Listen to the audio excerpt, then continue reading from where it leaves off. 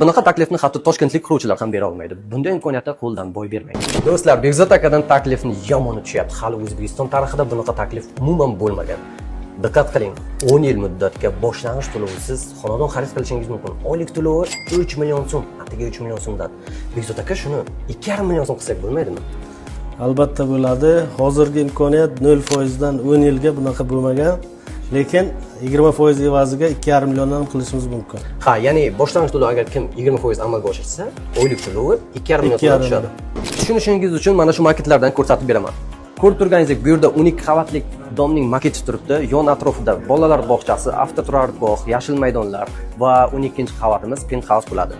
Bu domni o'zida ikkita lift doim xizmatingizda bo'ladi. Ushbu turar joy majmuasidan 1, 2, 3, 4 xonali xonadonlar va penthouselar, magazinlar xarid qilishingiz mumkin. Sizda ajoyib imkoniyat bor. Xohlagan qavatingizdan xonadon xarid qila olasiz. Eng arzon oylik to'lov 2,5 million so'm bo'lsa, eng qimmati nechta pul bo'lishi mumkin? Eng qimmati 5,5 million so'm bo'ladi. Ushbu turar joy majmuasining sotuvi 23-fevral soat 9:00 da Samarqand viloyati Payariq tumanidan boshlanadi.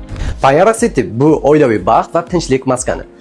Hoziroq ekrandagi raqamlarga bog'laning va yangi xonadonni xarid qiling. Unutmang, xonadonlar soni cheklangan. Shunchaki shoshilamiz.